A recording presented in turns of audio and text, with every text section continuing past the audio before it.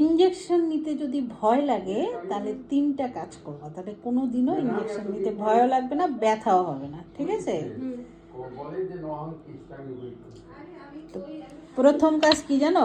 প্রথম কাজ হচ্ছে তুমি যখন আমি ইঞ্জেকশনটা দিব মুখটা অন্যদিকে রাখবা। দ্বিতীয়টা হচ্ছে একদম শরীর ছেড়ে দিবা, একদম লাইট, যেমন শক্ত হয়ে আসো শক্ত থাকবা না, একদম শরীরটাকে ছেড়ে দাও। হ্যাঁ, একদম হালকা করো শরীর।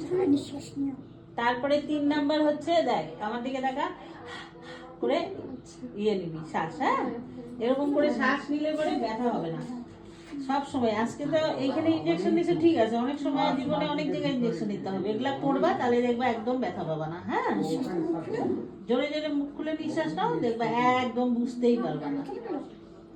আর যদি খুব বেশি ভয় লাগে কোনো সময় ইনজেকশনে, তাহলে করবা কি মুখ টুক ধুয়ে আসবা, ধুয়ে এসে ইনজেকশন নিতে বসবা, তাহলে একদম